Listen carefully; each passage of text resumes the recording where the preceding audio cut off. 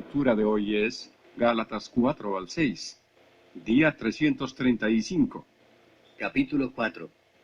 Pero también digo, entre tanto que el heredero es niño, en nada difiere del esclavo, aunque es señor de todo, sino que está bajo tutores y curadores hasta el tiempo señalado por el Padre.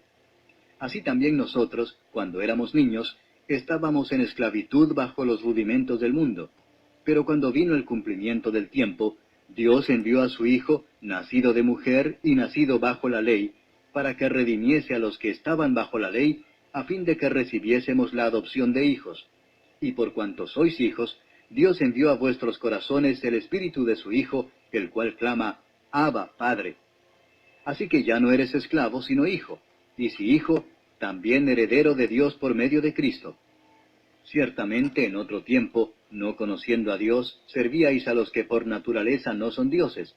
Mas ahora, conociendo a Dios, o más bien siendo conocidos por Dios, ¿cómo es que os volvéis de nuevo a los débiles y pobres rudimentos a los cuales os queréis volver a esclavizar? Guardáis los días, los meses, los tiempos y los años.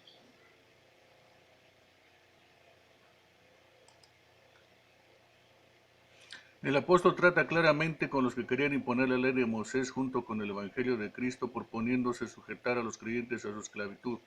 No podían entender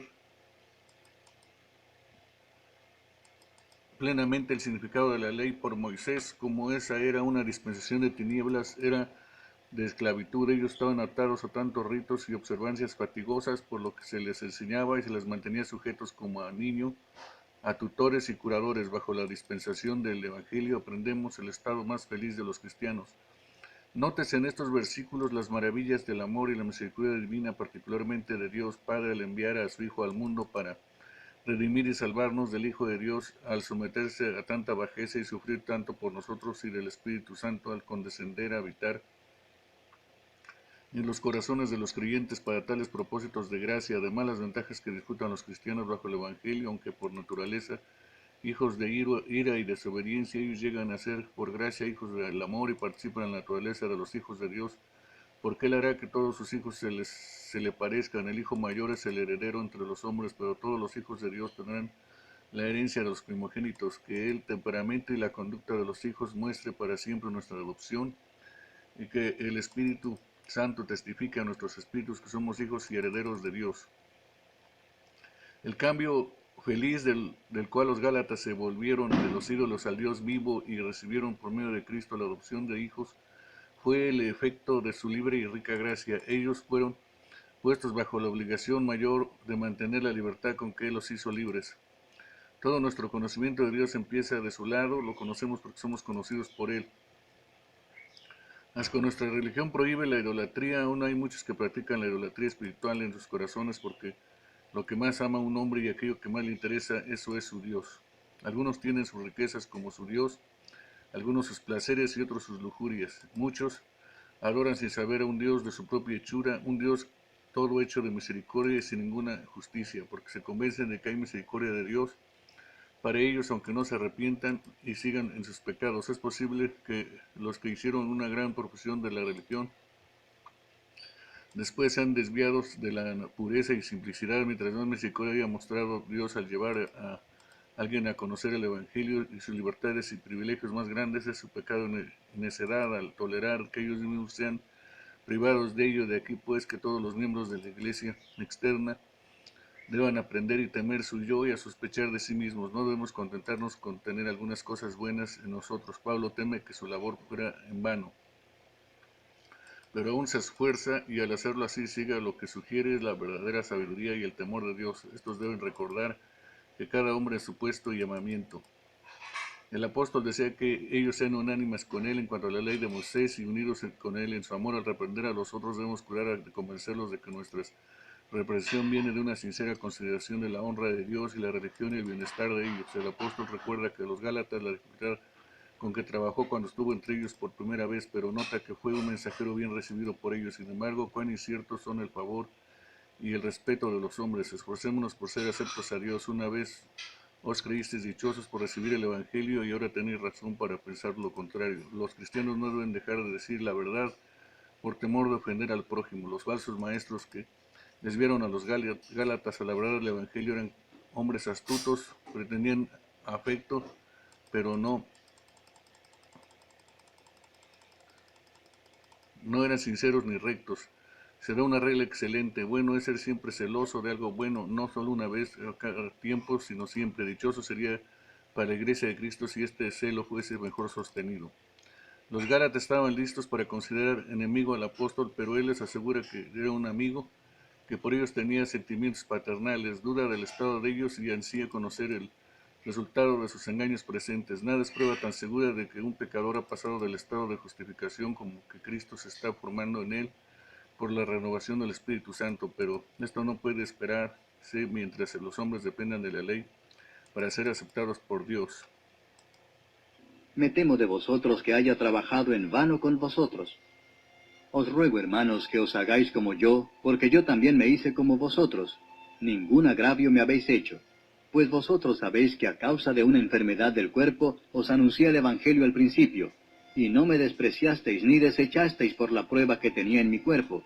Antes bien, me recibisteis como a un ángel de Dios, como a Cristo Jesús. ¿Dónde pues está esa satisfacción que experimentabais?